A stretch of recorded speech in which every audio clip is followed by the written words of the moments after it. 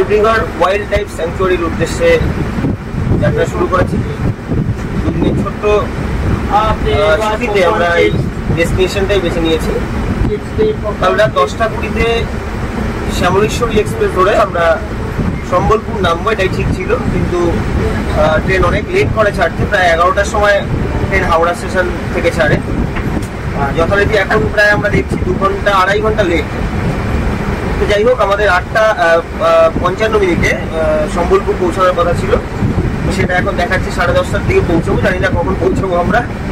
তো সেখান থেকে গাড়ি নিয়ে, আমাদের গাড়ি রিজার্ভ করা নেই সম্বলপুরে, থাকার জায়গা রিজার্ভ করা থাকলেও গাড়ি রিজার্ভ করিনি আমরা। সম্বলপুরে নেমে আমরা ব্রেকফাস্ট করবো, এটাই আমাদের প্ল্যান। তো সেখান থেকে গাড়ি নিয়ে হীরাকুদ বাঁধ দেখে আমরা উড়িষ্যা ইকো ট্যুরিজমের যে থাকার জায়গাগুলো আছে সেই থাকার জায়গায় আমরা দেবরিগড় ওয়াইল্ড লাইফ স্যাংচুয়ারির ভেতরে থাকবো। আমাদের এই সম্বলেশ্বরী এক্সপ্রেস নির্ধারিত সময় থেকে প্রায় 2 ঘন্টার উপরে লেটে এসে পৌঁছালো এই সম্বলপুর। আর দেবরিগড় যাওয়ার নিকটতম রেলওয়ে স্টেশন হচ্ছে এই সম্বলপুর। তো যাই হোক, এখন আমরা দেবরিগড়ের দিকে যাব। এখন বাইরে দেখি আমাদের যাওয়ার কি ব্যবস্থা আছে, সেটা বাইরে গিয়ে আমরা দেখব। সম্বলপুর স্টেশন থেকে আমরা একটা গাড়ি করে নিলাম, ভাড়া নেবে 1800 টাকা। সম্বলপুর থেকে দেবরিগড়ের দূরত্ব 40 কিলোমিটার। আর দেবরিগড় যাওয়ার রাস্তাতেই পড়বে এখানকার বিখ্যাত সম্বলেশ্বরী মন্দির এবং হীরাকুদ ড্যাম। যেহেতু যাওয়ার পথেই পড়বে, তাই অবশ্যই যাওয়ার পথে এই জায়গা দুটো আপনারা দেখে নিতে পারেন। আমরা হীরাকুদ ড্যামের পাশ দিয়ে এখন দেবরিগড়ের উদ্দেশ্যে যাচ্ছি। মানে রাস্তাটা সুন্দর বললেও খুব কম বলা হবে, অসাধারণ। একদিকে হীরাকুদ ড্যাম, অন্যদিকে পাহাড় জঙ্গল, তার মাঝখান দিয়ে রাস্তা, এবং রাস্তা একদম পুরো সেই কে যেন বলেছিল যে হেমা মালিনীর গালের মতো রাস্তা, লালু প্রসাদ যাদব, সেটাই এটা বাড়াবাড়ি হয়ে গেল। বাড়াবাড়ি না, একদম লালু প্রসাদ যাদব যেটা বলেছিল হেমা মালিনীর গালের মতো রাস্তা, তো সত্যি রাস্তাটা সেই রকম। পৌঁছে গেলাম দেবরিগড় অভয়ারণ্যের একদম মূল গেটের সামনে। যদি কারো কখনো প্রয়োজন হয় যে এখান থেকে সম্বলপুর থেকে আপনারা যদি কখনো চান যে কোনো গাড়ির ড্রাইভার আপনাকে অবশ্যই দরকার হয়, কেননা এই 32-35 কিলোমিটার রাস্তা গেলে কিন্তু গাড়ি অবশ্যই দরকার। তো আমরা সেই সাইডটা আপনাদের দিতে পারি যে খুব ভালো ড্রাইভার অরুণ ভাই। पहले तो हमारे उड़ीसा में जो भी आते हैं कस्टमर लोग, टूरिस्ट लोग, उनको वेलकम है उड़ीसा में, हमारे संबलपुर में। और विजिट करने के लिए हम लोग अवेलेबल हैं सबको। और हमारे कस्टमर को हर जगह हम घुमाने के लिए हम लोग बैठे हैं। और जितने भी हमारे कस्टमर आते हैं, और बहुत ही अच्छे हम लोग टूरिस्ट लोग को बिहेवियर करते हैं, बहुत ही अच्छे टूरिस्ट लोग को घुमाते हैं और हर जगह अपने समझ के विजिट कराते हैं उनको। और संबलपुर रेलवे स्टेशन से हमारा देवरिगढ़ 45 किलोमीटर है। और अगर आप कार से आते हैं तो आपको 1 घंटा लगता है। अगर साइड में विजिट भी कर सकते हैं, आपका साइड में आपका होगा वाटरफॉल है, आपका नेहरू मीनार है, आप उस पे जाके विजिट कर सकते हैं, उसी रोड पे गिरेगा आने के टाइम। और आपका कभी भी आइए संबलपुर उड़ीसा में, वेलकम है आपका। और मेरा गाड़ी नंबर OD15G4261 है। मेरा मोबाइल नंबर है 7077997655।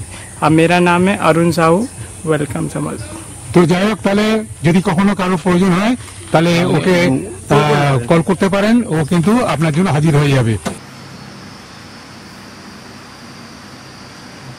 আমরা সম্বলপুর শহর স্টেশন থেকে দেবরিগড়ে পৌঁছে গেছি। দেবরিগড়ের এন্ট্রি পয়েন্টে, এটাকে 0 পয়েন্ট বলা হয়। এই এন্ট্রি পয়েন্টটাকে 0 পয়েন্ট বলা হয় এবং সাফারিগুলো এখান থেকেই শুরু হয়। কিন্তু আমরা যেখানে থাকবো, অর্থাৎ উড়িষ্যা গভর্নমেন্টের যে ইকো ট্যুরিজমের যে অফিস, মানে যে কটেজগুলো আছে, সেগুলো এখান থেকে 4 কিলোমিটার ভেতরে।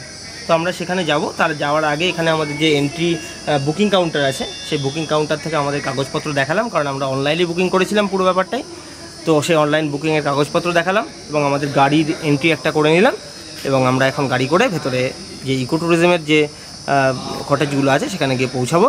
এবং সেখানে আজকে আমাদের রাত্রিবাস, বিকেলে ওখানে আমাদের বোটিং আছে, একটা কমপ্লিমেন্টারি বোটিং 30 মিনিটের জন্য ফ্রি দেয় তারা আমাদের বুকিংয়ের সঙ্গে, সেটা আমরা করব। সাথে আমাদের ইচ্ছে হলে আরও এক্সট্রা আমরা বোটিং করতে পারি, সেটা আমাদের ইচ্ছে মতো। তো আমাদের বুকিং কাউন্টারে বুকিং হয়ে গেছে। আমরা এখন ভেতরে ইকোট্যুরিজম, উড়িষ্যা ইকোট্যুরিজমের যে কটেজ আছে সেখানে গিয়ে পৌঁছাবো। আপনারা উড়িষ্যা গভর্নমেন্টের কোনো ইকোট্যুরিজম বুকিং করতে চাইলে উড়িষ্যা ইকোট্যুরিজম সেল বলে ওয়েবসাইটে যাবেন, সেখানে গিয়ে আপনাদের পুরো প্রসিডিউর থাকবে পরপর। জঙ্গল সাফারির জন্য জঙ্গল সাফারি, নাইটসের জন্য নাইটস স্টে, এরকম পুরো অপশান পাবেন। আপনারা সেখানে গিয়ে বুকিং করতে পারবেন। অর্থাৎ উড়িষ্যা ইকোট্যুর সেল এই গুগলে সার্চ করবেন, সেখান থেকে আপনারা বুকিংয়ের সমস্ত প্রসিডিউরটা পেয়ে যাবেন।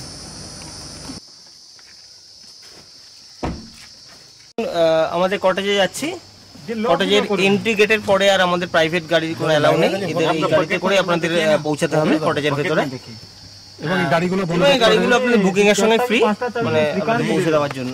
তো আমরা এখন আমাদের কটেজে গিয়ে পৌঁছাচ্ছি। শুধু হচ্ছে আমি জানি কি করে জানি।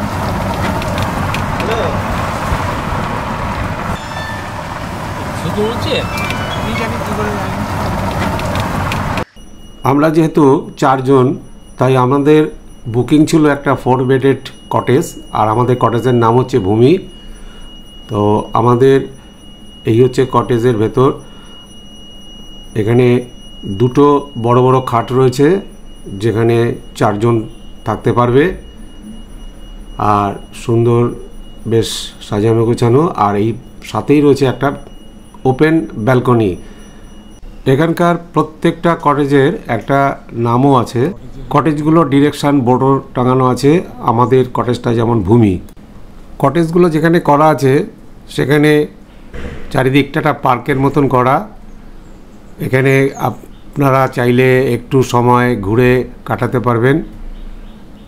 আর চারিদিকে ছড়ানো ছেটানো রয়েছে অনেকগুলো কটেজ, এবং একদম বন্য পরিবেশের মধ্যে একটা থাকার আনন্দ তো রয়েছেই, তাছাড়া সময় কাটানোর জন্য রয়েছে একটা সুন্দর একটা পার্ক। তা আমরাও সেই পার্কটাই একটুখানি ঘুরে দেখাচ্ছি।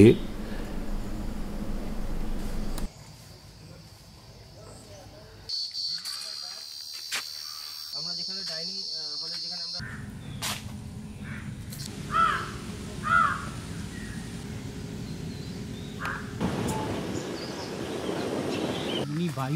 অগ্নি, ওটা এটা বায়ু।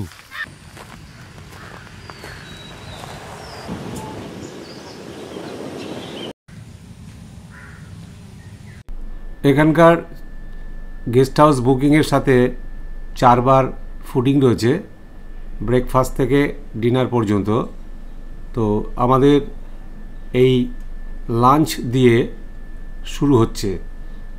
তো দেখতে পাচ্ছি ননভেজ মেনুও রয়েছে, মাছ, তাছাড়া বিভিন্ন রকমের পদও রয়েছে। তো আমরা এখন লাঞ্চ শুরু করব, তারই প্রস্তুতি আমাদের চলছে। ঠিক আছে, খাওয়া যাচ্ছে তো? হ্যাঁ খাওয়া যাচ্ছে, সাফিসিয়েন্ট খাওয়া। কোয়ালিটি না, সাফিসিয়েন্ট বলতে এখানে যত চাইবি ততই দেবে। কোয়ালিটি খুব ভালো। লাঞ্চ যে থালিগুলো রয়েছে এটা কিন্তু সব জায়গাতে থাকে কিন্তু স্টিলের, কিন্তু এখানে কিন্তু পুরোটাই পেতলের। সম্বলপুরের ঐতিহ্য এটা।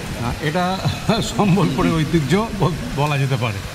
গেস্ট হাউসে যারা এখানে থাকে তাদের জন্য 8 ঘন্টার ফ্রি বোটিং আছে। তো এই হচ্ছে বোটগুলো দুপাশে দাঁড়িয়ে আছে। এখানে আমরা যে কোনো একটা বোটে 8 ঘন্টা বোটিং করব। বোটিংয়ে লাইফ জ্যাকেট মাস্ট, অর্থাৎ এখানে যারা বোটিং করতে আসবেন তাদের কিন্তু লাইফ জ্যাকেট পরে নিতে হবে। প্রত্যেকটা বোটেই লাইফ জ্যাকেট রয়েছে, আমরা পরে নিলাম। আমরা যে 30 মিনিটসের ফ্রি বোটিং আছে সেটা করতে বেরোচ্ছি। এখানে আপনারা যদি মনে করেন যে 30 মিনিটসের বেশি আপনারা বোটিং করবেন, তারও ব্যবস্থা আছে। আমরা একটা আইল্যান্ডে যাওয়ার আমাদের ইচ্ছে ছিল, ক্যাটেল আইল্যান্ড, যেখানে আগে একটা গ্রাম ছিল। তো সেই এই ড্যাম হওয়ার সময় সেই গ্রামের অধিবাসীরা গ্রাম ছেড়ে চলে যায়। তখন তাদের যে ক্যাটেলগুলো, মানে পোষা গরু বা মহিষ যেগুলো ছিল, তারা ওখানে ছেড়ে রেখে যায়। তো সেগুলোই এখন দীর্ঘদিন মানুষের সহচর্য না পেয়ে এবং ওই দ্বীপের মধ্যে থাকার জন্য তারা ওয়াইল্ড ক্যাটেলে পরিণত হয়েছে। তো ওখানে প্রচুর ওয়াইল্ড ক্যাটেল আছে। তো সেই ক্যাটেল আইল্যান্ডে আমাদের যাওয়ার ইচ্ছে ছিল, কিন্তু যেহেতু ওখানে এখন জল কম, জুন মাস, জল অনেকই কম, তো পৌঁছানো যাবে না বলে আমরা আর সেখানে যাচ্ছি না। তা আমরা এই যে 30 মিনিটসের ফ্রি বোটিং আছে সেটুকুই নিচ্ছি। তাছাড়া ব্যাটস আইল্যান্ড বলে একটা আইল্যান্ড আছে, সেখানেও আপনারা যেতে পারেন। সেগুলো আলাদা প্যাকেজ আছে এদের, কোনোটা 2500 টাকা, কোনোটা 2600 টাকা। তো আমরা শুরু করছি আমাদের বোটিং। শুরু হয়ে গেল আমাদের 8 ঘন্টার বোটিং পর্ব। উড়িষ্যার বিখ্যাত হীরাকুদ ড্যামের সাথে যে বিশাল আয়তনের জলাধারটি রয়েছে, তো সেই জলাধারেই আমাদের বোটিং চলছে। আর এই জলাধার লাগোয়াই হচ্ছে দেবরিগড় ফরেস্ট। আর এই জলাধারের পাশ দিয়েই প্রচুর পাখি এবং বাইসান দেখা যায়। তো আমরা বোটিং পর্ব উপভোগ করছি। একেবারে সন্ধ্যার দোরগোড়ায় কিছুক্ষণ আগেই আমরা সূর্যাস্ত দেখলাম। আর এই অল্প আলোতেই আমরা বেশ কিছু পাখি এবং বাইসানও দেখতে পেলাম, ঘাস খাচ্ছে। আর এই সন্ধ্যার আকাশে একটা লাল আভা যখন জলের উপর পড়ছে, তার সৌন্দর্য উপভোগ করতে করতে দেবরিগড় জেটির দিকে এগিয়ে যাচ্ছি।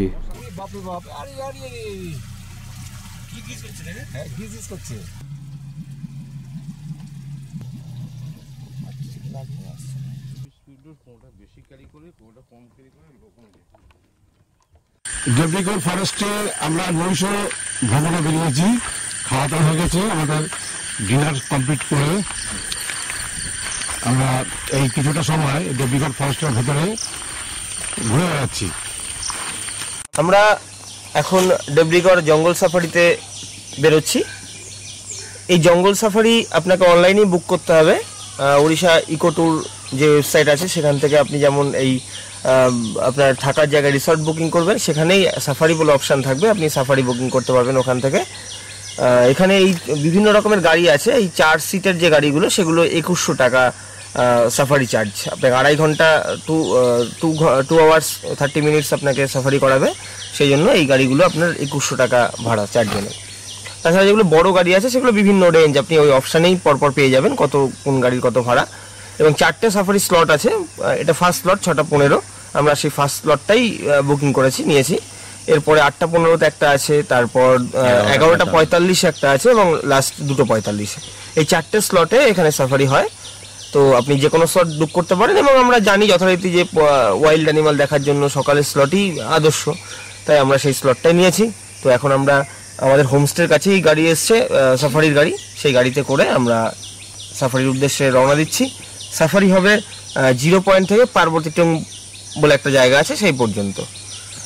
তো চলুন আমাদের সঙ্গে দেবরিগড় ওয়াইল্ড লাইফ সাফারি। মানে মেন গেটটা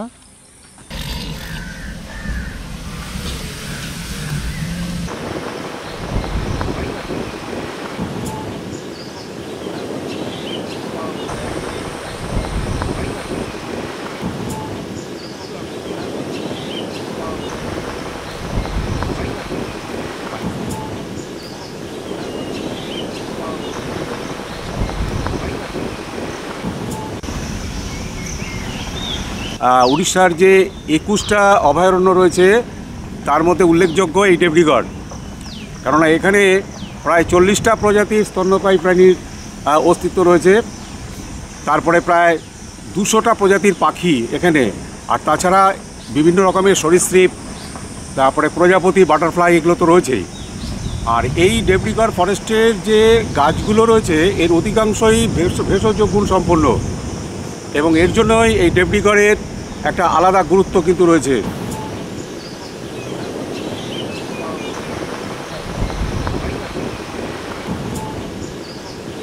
দেবরিগড়ের পুরো ফরেস্ট জুড়েই পাবেন অসংখ্য ময়ূর। এখানে পর্যাপ্ত ময়ূর আমরা দেখলাম। আর যেটা আমাদের চোখে পড়লো সেটা হচ্ছে প্রচুর বাইসান, অর্থাৎ এই দেবরিগড়ে প্রচুর বাইসান রয়েছে। এক কথায় ল্যান্ড অফ বাইসান বলা হয় দেবরিগড়কে। পুরো দেবরিগড় জুড়েই আপনারা এই বাইসানের দেখা পাবেন।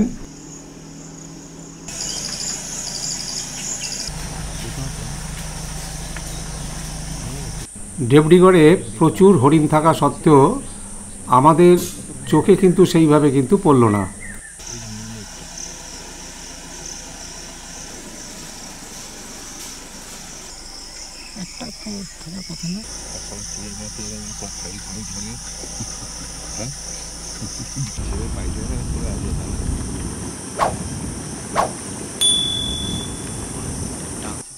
এই দেবডিগড় ফরেস্টে আমরা প্রচুর পরিমাণে ওয়াইল্ড বোয়ার অর্থাৎ বুনো শুয়োর কিন্তু আমরা দেখলাম।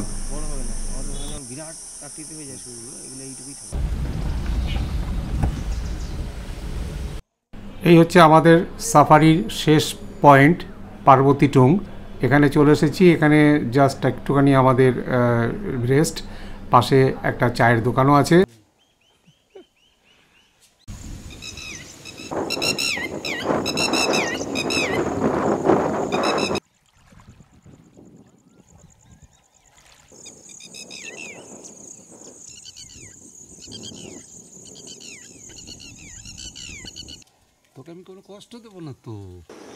এবার আমাদের জিরো পয়েন্টে ফেরার পালা।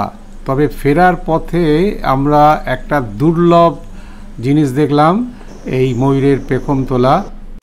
যাই হোক, ফেরার পথে শেষ পর্যন্ত একটা ভালুকেরও দেখা পেলাম, কেননা এখানে ভালুকের দেখা পাওয়াটা কিন্তু সৌভাগ্যের ব্যাপার।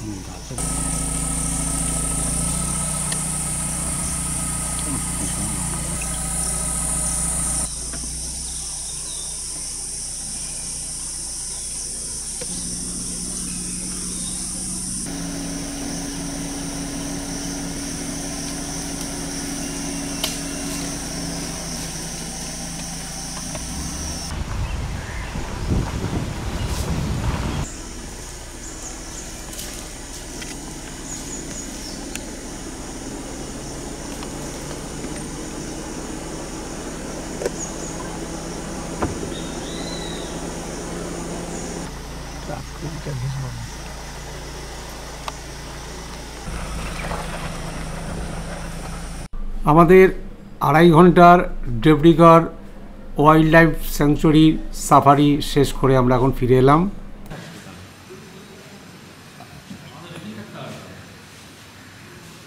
देवडिगर फॉरेस्टेर स्टाफ श्रीकांत भाई।